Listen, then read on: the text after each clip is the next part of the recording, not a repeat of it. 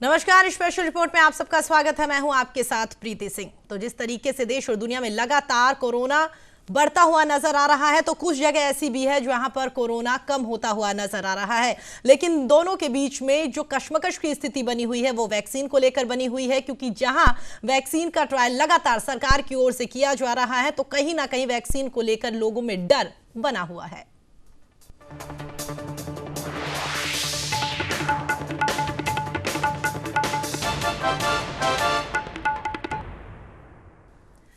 देश और दुनिया में अब कोरोना वैक्सीन का इंतजार हो रहा है। भारत में भी वैक्सीन की दिशा में प्रभावी तौर पर काम किया जा रहा है। कोशिश है कि जल्द से जल्द लोगों के बीच में वैक्सीन पहुंच सके। और इस बीच में वैक्सीन आने के बाद कैसे टीकाकरण होगा, इसको लेकर महाराष्ट्र की उद्धव ठाकरे की सरकार ने अपना ब्लूप्रिंट भी तैयार कर लिया है।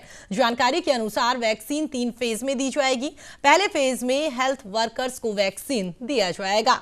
इनकी संख्या लगभग 1.25 लाख के आसपास होगी। वहीं दूसरे फेज में फ्रंटलाइन वर्कर्स को वैक्सीन दी जाएगी। इसमें पुलिस, फायर ब्रिगेड और साथ ही महानगर पालिका के कर्मचारी शामिल होंगे। वहीं पर तीसरे फेज की अगर बात करें तो तीसरे फेज में 50 से ज्यादा उम्र में जो लोग हैं, जिनमें कोमोर्बिड यानी कि दूसरी बीमारी से भी वो लोग पीड़ित हैं, उन्हें शामिल किया गया है। तो वहीं पर पिछले करीब साल भर से कोरोना का कहर झेल रही दुनिया को वैक्सीन से अब कुछ उम्मीदें जगी है। कई टीके आ गए हैं और साथ ही रेगुलेटरी अप्रूवल की प्रक्रिया पूरी की जा रही है। भारत में भी 3-4 कोविड टीके उपलब्ध कराने की कवायद चल रही है। मगर इस बीच में सोशल मीडिया से लेकर नुक्कड़ों तक वैक्सीन को लेकर भ्रामक बातें, मनगढ़ंत किस्से फैलाए जा रहे हैं। एक धड़ा एंटी वैक्सीन वालों का भी है, जो कि ब्लॉग सोशल मीडिया पर वीडियोस के जरिए लोगों को टीके के खिलाफ भड़काते हैं।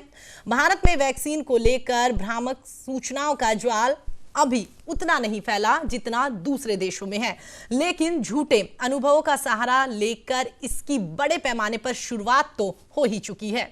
इसके अलावा आपको यह भी बता दें कि YouTube, टेलीग्राम, ट्विटर, व्हाट्सएप पर तरह तरह की सूचनाएं और साथ ही दावों की भरमार फिलहाल देखने को मिल रही है।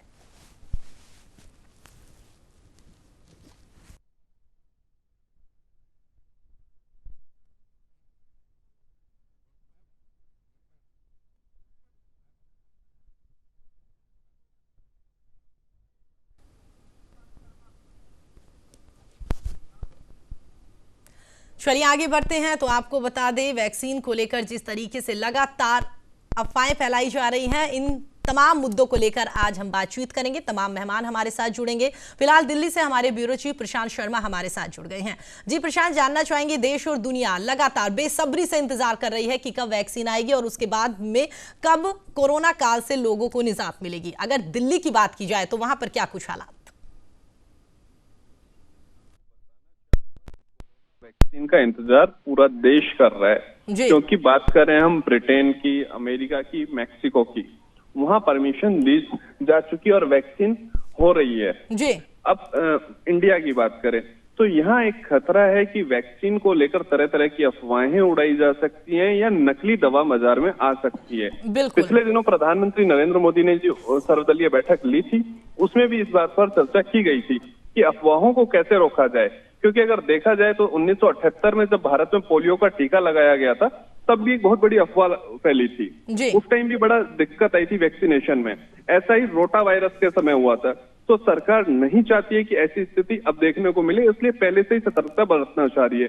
वहीं इंटरपोल ने भी एक अलर्ट जारी किया है कि वैक्सीन आने से पहले दुनिया भर में आपराधिक संगठन सक्रिय हो सकते हैं, जो इसकी सप्लाई चेन्स को बिगाड़ना चाहेंगे, फेक वेबसाइट तैयार कर रहे हैं और झूठे दावों के जरिए आम लोगों को गुमराह कर सकते हैं और नकली वैक्सीन भी मार्केट में उतारी जा सकती है। तो इसको लेकर सरकार भी अलर्ट मोड पे है। मैं आपको बताना चाहूंगा, कोविन नाम का एक डिजिटल प्लेटफॉर्म बनाने की योजना सरकार ने बनाई है, जिस पर वैक्सीन से जुड़ी सभी जानकारियां किस कंपनी ने बनाई है, किन लोगों को पहले लगाई जाएगी या किन इलाकों में टीकाकरण अभियान शुरू होगा, ये सब इस डिजिटल प्लेटफॉर्म पे सरकार उपलब्ध कराएगी, जिससे कि आम जनता गुमराह ना हो और अफवाहों पर ध्यान ना दे। वहीं एक चीज और मैं आपको बताना चाहूंगा कि अभी सबसे बड़ी अफवाह एक चल रही है, एक मौलाना का वीडियो आ रहा है जिसमें वो कह रहा है कि ये वैक्सीन ना लगाएं, इसके जरिए आपके अंदर एक चिप लगा दी जाएगी जिससे आप प्रभावित होंगे। लेकिन मैं आपको बता दूं कि अमेरिका में एक कंपनी है एपिजेक्ट, जिसको अमेरिका सरकार ने कोविड-19 वैक्सीन के इंजेक्शन बनाने के लिए लोन दिया है, उसके प्रवक्ता स्टीव हाफमन ने बयान जारी करके बताया है कि माइक्रोचिप को वैक्सीन लगवाने वालों के शरीर में प्लांट नहीं किया जाएगा जी, और न किसी गवर्नमेंट ने ऐसी मांग की है। यानी कि आप ये देख लीजिए कि ऐसा कोई मामला नहीं है, लेकिन अफवाह फैलाने वाले लगातार सक्रिय हो गए हैं। लेकिन प्रशांत, सवाल ये ना है कि चिप की बात निकलकर कहां से सामने आई? डॉक्टर्स की ओर से कुछ कहा गया है? हाँ, मैंने आपको वही बताया, जो कंपनी इंजेक्शन बना रही है एपिजेक्ट, उसने भी बताया। मैं उसके प्रवक्ता का बयान ही आपको बता रहा था, जिन्होंने बताया कि माइक्रोचिप लगाने की वैक्सीन, जिनको वैक्सीन लगाई जाएगी उनको कोई माइक्रोचिप प्लांट नहीं की जा रही है और ना किसी गवर्नमेंट ने उनसे ऐसी मांग की है कि ऐसा कोई इंजेक्शन बनाया जाए। क्योंकि एपिजेक्ट जो कंपनी है वो सबसे बड़ी इंजेक्शन बनाने वाली कंपनी है वर्ल्ड में, और उसने बताया है कि RFID चिप वैक्सीन के बाहर लगाई जाती है। और एक चिप जो ये बता रहे हैं जो लगाई जाती है, वो इसलिए लगाई जाती है ताकि वैक्सीन की हर खुराक का एक अलग सीरियल नंबर जो रिकॉर्ड होता है वो चिप के जरिए मरीज का बिल्कुल पता लग जाए। इससे कोई व्यक्तिगत जानकारी नहीं ली जाती। ये महामारी के समय इसलिए यूज की जाती है ताकि स्वास्थ्य कर्मियों को पता लग सके कि कितने लोगों को वैक्सीन लगा दी गई है। लेकिन इस कोविड-19 के लिए जो वैक्सीन बन रही है उसमें इसका उपयोग नहीं किया जाएगा। ये चीजें अमेरिकन सरकार ने भी स्पष्ट कर दी है। वहां की जो वैक्सीन बनाने वाली कंपनी है, इंजेक्शन बनाने वाली कंपनी है, उसने भी क्लियर कर दी है। और भारत सरकार ने भी बीच में आपको रोकूंगी, दोबारा आपके पास लौटूंगी। इसी बीच हम आपको बता दें, political expert doctor Ramesh Thakur ji हमारे साथ जुड़ गए हैं। रमेश जी, बहुत बहुत स्वागत है आपका। नमस्कार रमेश जी, मेरी आवाज सुन पा रहे हैं? जी, मुझे आवाज आ रही है जी। रमेश जी, जिस तरीके से लगातार पूरा देश और दुनिया इंतजार कर रही है कि कब कोविड की वैक्सीन आएगी और उसके बाद में कब दोबारा से पहले की तरह जिंदगी हर कोई जी पाएगा, आपसे ये जानना चाहेंगे, जिस तरीके से महाराष्ट्र में सबसे ज्यादा केस वहीं से सामने आए हैं, फिलहाल वहां पर स्थितियां थोड़ी ठीक बनी हुई है, अगर बात करें वहां की, क्योंकि सरकार की ओर से ब्लूप्रिंट तैयार कर लिया गया है, क्या कुछ वहां पर स्थितियां बनी हुई है और क्या कुछ हालात आने वाले दिनों में? देखिए, इसको लेके कल हेल्थ मिनिस्ट्री में एक मीटिंग हुई है जिसको डॉक्टर हर्षवर्धन साहब ने इसको एड्रेस किया था। तो ये संभवतः जनवरी के पहले या दूसरे हफ्ते में वैक्सीन को इसको मंजूरी दे दी जाएगी जी। और कल ही एक WHO की तरफ से भी एक इन्होंने जो रिकमेंडेशन गवर्नमेंट ऑफ इंडिया ने भेजी थी उस पर उनको हामी मिल चुकी है जी। और इसी को लेके डॉक्टर रमन गंगा खेड़कर जो हैं, जो ICA जो इनको पूरा हेड बनाया गया, उनसे मैं कल इंटरव्यू भी कर रहा था, तो उनसे मुझे कई चीजें मैंने ABCD इनसे समझी जी। बिल्कुल। तो ये जब कल ये मीटिंग संपन्न हुई है उसके बाद अब होता क्या है, पॉलिटिकल लोग क्या करते हैं, वो श्रेय लेने के लिए और अपने यहाँ जल्दी चीजें लागू करने का एक श्रेय लेना चाहते हैं जी। मीटिंग का जैसे उनको पता चला कि अब ये मंजूरी मिलने वाली है, क्यों ना उसका हम एक ब्लूप्रिंट तैयार करने सबसे पहले हम लोग जारी करें। लेकिन अब इसमें बहुत ज्यादा भ्रांतियां हैं, इसको समझने की जरूरत है कि गवर्नमेंट ऑफ इंडिया किस स्टेट को सबसे ज्यादा देगी। इसमें ऐसा तो है नहीं, वहां चुनाव बिहार में हो गया, आपने बिहार में ये कह दिया था कि हम वैक्सीन सबसे पहले यहाँ पे देंगे, वो नहीं, ऐसा कुछ नहीं है जी। ये वहां दिया जाएगा जहां सबसे ज्यादा प्रभावित लोग इससे हैं। उसमें 4 चीजों को इन्होंने पॉइंट आउट किया है, दिल्ली है, मुंबई है, गुजरात है, एक जगह और है जी। 4 जगह ये कहां से अलाउ करते हैं वो चीजें भी देखने वाली होगी। अब मैं आपको एक और बात बता दूं, अभी 2 महीने का जो लास्ट फेज का, जो तीसरे फेज का जो ट्रायल है जी, क्लिनिकल जो ट्रायल है वो अभी बाकी है। ये संभवतः 2 हफ्ते इसमें और लगेंगे। ट्रायल होने के बाद ये चीजें सामने आई है और सबसे बड़ी अच्छी बात ये है कि 2 जो ट्रायल हुए हैं वो बहुत सफल हुए हैं, जिसमें चिकित्सा विज्ञान जो है पूरी तरीके से गदगद है और हम सब आप लोगों को बड़ी उम्मीद है कि ये ट्रायल सबसे पहले आए जी। ट्रायल में जब कल मीटिंग हो रही थी तो किसी ने एक सवाल दागा था डॉक्टर हर्षवर्धन साहब से जी, क्या ये जब टीका लगेगा क्या ये गारंटी होगी उसको कोरोना दोबारा से नहीं होगा? ये बहुत वाजिब सवाल था जी। तो उन्होंने सबसे बहुत ईमानदारी से मंत्री साहब ने ये कहा कि ये जो कोरोना है, जो कोविड की जो चीजें हैं वो पकड़ के नहीं आई हैं अभी, हमारे चिकित्सा विज्ञान ने पकड़ा नहीं है, क्योंकि ये जो है जो अपना जो नेचर है वो बदलता रहता है। अब दिल्ली में जिस तरीके से मई जून के हालात हम लोगों ने देखे उसके बाद में बहुत कम हुआ, हमने सोचा कि अब तो कोरोना आएगा ही नहीं जी। लेकिन जैसे ही अक्टूबर खत्म हुआ, नवंबर का स्टार्ट हुआ, फिर तीसरा स्टेज आ गया जी। तो इसलिए गवर्नमेंट ऑफ इंडिया अभी ये मान के नहीं चल रही है कि हमने टीका फलादि किसी को लगा दिया गया उसके बाद में कोरोना नहीं होगा। रमेश जी, क्योंकि बहुत सारे डॉक्टर्स ऐसे हैं जो वाकई अभी तक समझ नहीं पा रहे कि वाकई कोरोना जो है उसके क्या कुछ तो सिम्टम्स है, किस तरीके से उसे सही किया जा सकता है, तो कह सकते हैं कि वाकई कहीं ना कहीं इस बात को लेकर आपस में कशमकश तो बना हुआ है। नहीं, इसमें कोई दो राय नहीं, कसम होना भी चाहिए, ट्रायल भी होना चाहिए, संवाद भी होना चाहिए, सारे के साथ में जो कन्फ्लिक्ट है इसमें बीमारी को लेके वो दूर होना चाहिए जी। इसमें ये नहीं होना चाहिए, राजनीति बिल्कुल नहीं होनी चाहिए। अगर महाराष्ट्र अगर अपने आप के ब्लूप्रिंट तैयार कर रहा है तो गुजरात सरकार भी कर लेगी, यूपी सरकार भी कर लेगी, दूसरी की सरकार है जो भी वो भी कर लेगी। ऐसा नहीं होना चाहिए। गवर्नमेंट ऑफ इंडिया के लिए ये चुनौती हो जाती है 135 करोड़ जनसंख्या के लिए कि जो पंक्ति को जो लास्ट में जो खड़ा हुआ है वो भी हमारे लिए वैसा ही है और आगे जो खड़ा हुआ वो भी हमारे लिए ऐसा ही है, अंबानी भी हमारे लिए वैसा ही है और प्रीति जी भी हमारे लिए भी ऐसी हैं। तो इससे फर्क नहीं होना चाहिए। स्थिति जो है कमोबेश देखा तो रमेश जी, आप जो ये बातें कह रहे हैं तो आपको लगता है कि वाकई सरकार की ओर से इस तरीके से कुछ रिएक्ट किया जा रहा है जिसकी वजह से आप कह रहे हैं कि वो सभी लोगों को एक पंक्ति में लेकर नहीं चल रही? नहीं, रिएक्ट की बातें नहीं आई है, ये हम लोग कह रहे हैं, हम लोग आकलन कर रहे हैं। सरकार जो फैसला ले रही है वो बहुत अच्छे तरीके से ले रही है, काबिल तारीफ है। मैं भी सेंट्रल गवर्नमेंट की सरकारी समिति में निफ्सिट जो बच्चों के लिए काम करता मैं उसमें सदस्य हूँ, तो हमारी भी मीटिंग इस बात को लेके हुई है कि इसमें भेदभाव नहीं होना चाहिए। आप इस सिर्फ ये मान लो, मोदी सरकार है, मोदी सरकार भेदभाव की राजनीति नहीं करती है, उनको सारे के सारे एक जैसे लगते हैं। किसी को इसमें अगर टीका मिल जाता, टीका सबसे पहले जरूरत किसको है आप मुझे बताइए? टीका सबसे ज्यादा पहले जरूरत है उसको है जो वेंटिलेटर पे है, जो आईसीयू में है, उसको जरूरत है, या उसको नहीं जरूरत है जिसको प्री लेवल पे एक कोविड हुआ है उसको जरूरत नहीं है। अगर उनको सबको मिल जाएगा फिर सिरे से जो सही लोग हैं जैसे हम लोग हैं सबको टीका मिलना चाहिए। जी ठीक है रमेश जी, लौटूंगी आपके पास में। हम आपको बता दें विश्व चिकित्सा संघ के सलाहकार डॉक्टर RS बेदी जी हमारे साथ जुड़ गए हैं। बेदी जी, बहुत बहुत स्वागत है आपका न्यूज इंडिया पर। नमस्कार जी। जी बेदी जी, पहला सवाल तो यही कि जिस तरीके से कोविड वैक्सीन का हम सब बेसब्री से इंतजार कर रहे हैं और उम्मीद की जा रही है कि नए साल का स्वागत जो होगा उसके साथ ही कोविड वैक्सीन का स्वागत करते हुए भी देशवासी नजर आएंगे। बिल्कुल बिल्कुल जी, क्या लगता है एक अफवाहें जो फैल रही हैं इनको लेकर, उसको लेकर आप अपनी प्रतिक्रिया दीजिए। देखिए, मेरे जो को पैनलिस्ट हैं उन्होंने बहुत अच्छी तरह से इस बात को समझाया है। मैं उसी बात को आगे लेके जाना चाहता हूं कि सरकारों में क्षमता है, खास करके इंडिया के सरकार में ये पूरी क्षमता है कि वो जो ये वैक्सीन जो इंडिया के लिए उपलब्ध की गई है 2 से 8 डिग्री टेम्परेचर के अंदर वो प्रिजर्व की जाएगी। उस कोल्ड चेन को हम बहुत पहले से इस्तेमाल कर रहे हैं। तो एक ये बहुत बड़ी साइंस की जो है ये उपलब्धि है जिसने ये वैक्सीन इंडिया के लिए उनके कंडीशंस के लिए तैयार की है, नंबर 1। नंबर 2 में इसमें ये बात करना चाहूंगा कि सरकारों को भी साइंटिफिक वर्ल्ड की जो और भी सहायता लेनी चाहिए।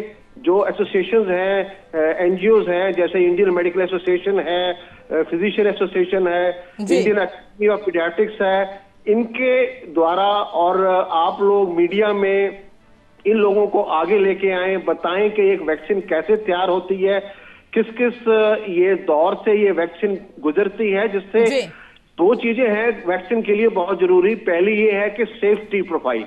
तो सेफ्टी प्रोफाइल जब तक के साइंटिफिक वर्ल्ड पूरी तरह से ये तय नहीं करेगा कि ये वैक्सीन सेफ है, ये मार्केट में नहीं आएगी। दूसरा ये असर की जहां तक बात है वो बाद की बात है। असर कम भी हो तो जैसे कि सोशल मीडिया में भी कहा जाता है मरे ना मरे मगर घायल तो होगा जी। हाँ, ये जो जैसे मेरे को पैनलिस्ट ने भी बहुत अच्छी सी बात की है कि हमें इत्तेहाद बाद में भी रहना पड़ेगा क्योंकि ये बहुत नया वायरस है और वैक्सीन भी बहुत जल्दी में बनाई लेकिन बेदी जी, हम लोगों को जो डर लोगों के अंदर बैठा हुआ है उसको लेकर क्या कहेंगे? क्योंकि डर भी एक तरफ डर बैठा हुआ है, दूसरी तरफ अफवाहें लगातार फैलाई जा रही है। मेरे सहयोगी प्रशांत शर्मा उन्होंने भी ये बात कही कि वाकई लोगों को डर लग रहा है कि हमारे अंदर कोई चिप लगा देंगे जिसकी वजह से हमारी व्यक्तिगत बातें जो हैं वो भी पकड़ में आ जाएगी। इस तरह की जो भ्रामक चीजें फैलाई जा रही है उसको लेकर जरा क्लैरिफाई करें। देखिए, वैक्सीन किसी गवर्नमेंट ने नहीं बनाई है, वैक्सीन किसी पॉलिटिकल पार्टी ने नहीं बनाई है। वैक्सीन जो है वो साइंटिफिक वर्ल्ड के द्वारा तैयार की हुई एक साइंटिफिक इन्वेंशन है। तो ये जो बेबुनियाद बातें हैं इनको मैं तभी कह रहा हूं कि ये डॉक्टर्स को, साइंटिफिक वर्ल्ड को, इंडियन मेडिकल एसोसिएशन को, ऐसी संस्थाओं को आगे लेके आए, ताकि लोगों का जो भ्रम है ये ना हो कि ये कोई पॉलिटिकल मुद्दा है। इसको पॉलिटिकल मुद्दे से बिल्कुल अलग करना पड़ेगा और एक साइंटिफिक पद्धति से इसको आगे बढ़ाना पड़ेगा। जी, इसके अलावा एक सवाल और आपसे चाहूंगी, mRNA को लेकर कहा जा रहा है कि वो वैक्सीन आ रही है, कैसे काम करेगी अगर ये वैक्सीन सामने आ जाती है? क्योंकि लोगों में इस बात को लेकर भी चर्चा की गई है कि इंजेक्शन के कंपैरिजन में अगर दवाई की बात की जाए तो वो काफी देर में इलाज करती है, तो उसको लेकर जरा आप कुछ बताएं। यस, इसी mRNA जो टेक्निक वैक्सीन की जो अब इस अपना कोरोना के लिए जो इन्होंने तैयार की है, ये मैं समझता हूं कि आगे भी वैक्सीन के लिए एक बहुत नया और अच्छा स्टेप है। तो अगर ये कामयाब हो गया, जिसकी बहुत ज्यादा उम्मीद है कि ये कामयाब होगा, तो जो वैक्सीन पहले 5 या 7 या 10 साल में मार्केट में आती थी, जिसको और mRNA टेक्निक के साथ इसको बहुत जल्दी हम मार्केट में ले आए हैं, तो ये एक इन्वेंशन है साइंटिफिक वर्ल्ड की और मॉडर्न मेडिसिन की, जो ये मैं समझता हूँ सफलता है ये। ठीक है, ठीक है। तो इससे बिल्कुल भी कोई घबराए नहीं। मैं दोबारा ये बात आपके माध्यम से लोगों को कहना चाहता हूँ कि ये पॉलिटिकल डिसीजन, ये साइंटिफिक वर्ल्ड ने बहुत तैयारी के साथ पूरे इतिहाद वर्ग के जो उनके प्रोटोकॉल्स होते हैं, जो उनके रूल्स और रेगुलेशंस होते हैं, उसके तहत उन्होंने ये वैक्सीन तैयार की है, चाहे वो mRNA है या दूसरी वैक्सीन है। ठीक है बेदी जी, दोबारा आपके पास लौटूंगी। रमेश जी काफी देर से हमारे साथ बने हुए। रमेश जी, बेदी जी की ओर से वाकई बात कही गई है, जिस तरीके से अफवाहें फैलाई जा रही है, उन्होंने साफ कहा है कि अफवाहें नहीं फैलाएं। और दूसरा, उन्होंने ये भी कहा कि कोई पॉलिटिकल पार्टी जो है वो वैक्सीन नहीं बना रही, बल्कि डॉक्टर्स जो हैं, तमाम बड़ी संस्थाएं जो हैं, जिन्होंने वाकई रिसर्च किया है और उसके बाद में वैक्सीन बनाई जा रही है। महाराष्ट्र सरकार की ओर से ब्लूप्रिंट तैयार किया गया है। लगता है आपको वाकई ब्लूप्रिंट के अंदर क्या कुछ पॉइंट्स ऐसे रखे गए हैं जो आप हमारे दर्शकों को बताना चाहेंगे? नहीं, मैं बेदी साहब की बात से पूरी तरीके से सहमत हूँ, लेकिन जो इन्होंने भय की बात कही है, जो भरम वाली बात कही है, उसकी एक वजह बन गई है। भरम लोग क्यों कर रहे हैं? भरम ये लोग तब कर रहे हैं, हरियाणा के जो गृह मंत्री हैं अनिल विज, उनको जब टीका दिया गया था उसके बाद वो कोविड पाए गए। अब उसके बाद अच्छा, लोगों को ये तो पता नहीं है कि उस जो टीका दिया गया था वो डोज की प्रक्रिया की थी, किस तरीके से दिया गया था। तो उसमें खामियां एक ये थी कि 2 डोज दी जाती हैं। जो ट्रायल जो सामने आया है, पहला डोज दिया जाता, उसके 15 दिन के बाद में दूसरा डोज दिया जाता। मंत्री साहब को दूसरा डोज नहीं दिया गया था, इस वजह से वो जो वैक्सीन थी वो काम नहीं कर पाई। ये भरम। इसके अलावा रमेश जी, उन्हें डायबिटीज भी है, ऐसा कहा जा रहा है कि उन्हें और भी बहुत बीमारियां हैं, जिसकी वजह से शायद कह सकते हैं कि कोविड का टीका जो ट्रायल के टाइम उन्हें लगाया गया था वो काम नहीं कर पाया। नहीं, ये वजह नहीं आई थी, ये वजह सामने नहीं आई थी। कोविड का जो टीका है वो दूसरे जो वायरस, जो दूसरी बीमारियां होती है, जो अंदर वायरस पनपता है, उसको भी खत्म करता है, ऐसा इस वैक्सीन में और भारत बायोटेक की तरफ से कहा जा रहा है। अब ये देखो, चीजें इंप्लीमेंट जब होती है, चीजें उसके सामने जब उसका प्रभाव आता तब पता चलता है। बहरहाल, लेकिन इस समय जो उम्मीद हम लोगों को बंधी है, जो प्रधानमंत्री ने भरोसा दिलवाया कि कोरोना खत्म हो जाएगा, ये वैक्सीन आने के बाद में हमें उस पर जिंदा रहना चाहिए। क्योंकि देखो, हम ऐसे लोकतांत्रिक देश में रहते हैं, हम उम्मीदों पे टिके होते हैं, तो हमें सरकार पे भरोसा करना चाहिए। वैक्सीन आ रही है, नया साल आने वाला है 2021, हमें सबसे ज्यादा उम्मीद है कि हम लोगों को विश नहीं करेंगे, ये नहीं कहेंगे कि happy new year. Happy new year से पहले ये कहेंगे कि हैप्पी वैक्सीन आ जाए, उसकी हम उम्मीद कर रहे हैं। बहरहाल, जो जिस तरीके से ये पूरा माहौल बना हुआ, मुझे लग रहा है ये उम्मीद बहुत जल्दी पूरी होने वाली है, जो इंतजार हमारा खत्म होने वाला है। बिल्कुल रमेश जी, आप जो बातें कह रहे हैं वो सही भी है कि सबसे पहले इंतजार हर कोई वैक्सीन का ही कर रहा है, लेकिन खबर ये भी सामने आ रही है ना कि अगर वैक्सीन मार्केट में आ भी जाती है तो भारत एक ऐसा देश है, यहाँ पे लोगों को इस बात का भी डर रहता है कि पता नहीं उसी नाम से कहीं दूसरी कोई वैक्सीन ना आ जाए, क्योंकि ऐसा मामला पहला तो होगा ही नहीं। बहुत सारी ऐसी दवाएं हैं जिनकी नकली दवाइयां भी बिक रही हैं, लोगों को उनसे भी काफी परेशानी का सामना करना पड़ रहा है। तो कह सकते हैं कि वैक्सीन आने की खुशी के साथ साथ सरकार को और भी तमाम चीजों का ख्याल रखना पड़ेगा। बहुत वाजिब सवाल है आपका। कोरोना को लेके, कोरोना के आड़ में इतना बहुत कुछ हो रहा है, इतनी ब्लैकमेलिंग हो रही है, इतनी धांधलेबाजी हो रही है। एक खबर कल की ही है, दिल्ली की खबर है, किसी व्यक्ति को प्लाज्मा की जरूरत थी, उसको नकली प्लाज्मा लोगों ने दे दिया, मरीज की डेथ हो जाती है, प्लाज्मा के नाम पे पैसे ले लिए जाते। ऐसा संभावित, ऐसा होना है, हो सकता है, इसकी संभावना को आप नकार नहीं सकते हो। लेकिन जो ट्रायल 3 का जो हुआ है, जो सफल होने वाला है, उसमें ये जरूर एक प्रावधान किया गया है, अगर कोई नकली वैक्सीन निकालता भी है, नकली कोई टीका लगाता भी है, अगर वो पकड़ में आ जाता है, वो कानून और नियम के प्रावधान के अंतर्गत आएगा। अगर ऐसा हुआ तो वो उसके ऊपर कानूनी शिकंजा किया जाएगा। लेकिन आप देखते हो कई सारे ऐसे कानून है, वो कभी कभी ऐसा लगता है कि उसका सही तरीके से इस्तेमाल नहीं हो पाता है। लेकिन बहरहाल हमें उम्मीद करनी चाहिए, इस टीके के साथ में, इस महामारी के साथ में जितने हजारों लोगों ने, लाखों लोगों ने अपनी जान गंवा दी, बिल्कुल रमेश जी, और साथ ही सरकार को ये भी ध्यान रखना पड़ेगा कि वैक्सीन आने के बाद में, जिस तरीके से आपने कहा कि कुछ इस तरीके के कानून अगर बने हुए हैं तो कड़ाई से उनका पालन करने की जरूरत है कि वाकई लोगों को वैक्सीन आने के बाद में भी किसी तरीके का कोई भ्रम ना रहे और लोग कहीं नकली दवाइयां खरीदते हुए नजर ना आए। ठीक है बेदी जी, आपके पास आना चाहूंगी। कुछ लोगों से हमने बात करी है तो उन्होंने ये भी कहा कि बच्चों के लिए वैक्सीन जो है काफी खतरनाक है, बच्चे जो है काफी बीमार हो सकते हैं, इस तरीके की अफवाहें हैं, उसको लेकर जरा बातें बताएं आप। साइंटिफिक वर्ल्ड में ऐसी कोई भी रिसर्च नहीं है जिसमें ये बताया गया है कि ये जो बच्चों के लिए है वो ज्यादा जो खतरनाक है। तो इस बात को मैं, ये चर्चा को बढ़ाते हुए ये बात भी कहना चाहता हूं कि इस वैक्सीन को जब लगाएंगे हम, तो इसको 2 भागों में बांटना चाहिए। एक जो डॉक्टर्स और हेल्थ केयर वर्कर्स हैं, उनको अपनी जिम्मेवारी जो है, रिस्पॉन्सिबिलिटी है, उसके साथ जो टेक्निकल मामले हैं वैक्सीन के लगाने से या उनके प्रभाव से जुड़े हुए, वो डॉक्टर्स के और हेल्थ केयर वर्कर्स के ऊपर छोड़ने चाहिए।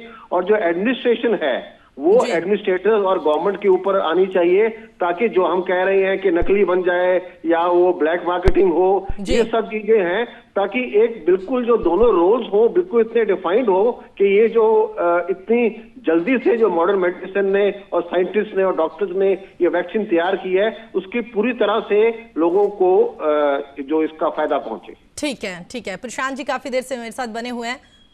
प्रशांत, अगर दिल्ली की बात करें, जिस तरीके से लगातार आपने भी सुना होगा, मेहमान हमारे साथ जुड़े हुए हैं, उन्होंने भी बताया कि वाकई किस तरीके की भ्रामक स्थितियां बनी हुई हैं, इन सब से दूर हटना पड़ेगा, इन बातों पर ध्यान नहीं देना, और साथ ही सरकार की ओर से जो भी वैक्सीन अप्रूवल दिया जाता है उसके बाद में उसका इस्तेमाल करना चाहिए। दिल्ली की बात करें, केंद्र सरकार लगातार कोशिश कर रही है, दिल्ली सरकार की बात करें तो दिल्ली सरकार की ओर से क्या कुछ इंतजाम? जी देखिए प्रीति, मैं आपको बताना चाहूंगा, दिल्ली में कोरोना वैक्सीन को लेकर तैयारियां तेज कर दी हैं। सूत्रों के मुताबिक जो जानकारी मिल रही है, राजधानी में पहले 5 दिन में 1.5 लाख जो स्वास्थ्य कर्मी हैं उनको वैक्सीन लगाने की तैयारियां की गई हैं। ठीक है। दिल्ली के राजीव गांधी अस्पताल में मरम्मत का काम शुरू कर दिया है, क्योंकि यहाँ नया कोल्ड स्टोरेज बनाया जा रहा है जहाँ वैक्सीन को रखा जाएगा। और दिल्ली में 2 जगह कोरोना वैक्सीन केंद्र बनाए जाएंगे, जिसके जरिए 600 जगहों पर कोरोना वैक्सीन उपलब्ध कराई जाएगी। ये तैयारियां चल रही हैं और 15 दिसंबर तक ये तैयारियां पूरी हो जाएंगी, जिसमें अस्पताल के ग्राउंड फ्लोर, पहली मंजिल पे deep freezer, cooler, cold storage box और वैक्सीन रखे जाने की सारी जरूरत चीजों को लगा दिया जाएगा। और अलग अलग वैक्सीन के लिए -40 डिग्री, -20 डिग्री और 2 से 8 डिग्री के तापमान के फ्रीजर भी लगा दिए जाएंगे। ठीक है, चलिए प्रशांत जी, बेदी जी और रमेश जी, आप हमारे साथ जुड़े, अपना कीमती टाइम आप लोगों ने हमारे लिए निकाला, उसके लिए आप सभी का बहुत बहुत धन्यवाद। तो आपने देखा किस तरीके से लगातार देश और दुनिया के तमाम लोग जो हैं बेसब्री से इंतजार कर रहे हैं कि कब वैक्सीन आएगा, और साथ ही मेरे साथी की ओर से जो बातें कही गई है कि वाकई न्यू ईयर के साथ साथ हर कोई वैक्सीन का इंतजार कर रहा है कि न्यू ईयर का स्वागत हो, उसके साथ ही वैक्सीन भी आ जाए, ताकि ये साल जिस तरीके से लोगों का बीता है, लोगों को काफी परेशानी का सामना करना पड़ रहा है, तो उम्मीद करते हैं कि आने वाले साल में वैक्सीन आ जाएगी और लोगों को इस साल में जो परेशानियां झेलने को मिली है वो अगले साल में नहीं मिलेगी। इसी उम्मीद के साथ लगातार लोग वैक्सीन का इंतजार कर रहे हैं। फिलहाल इतना ही, नमस्कार।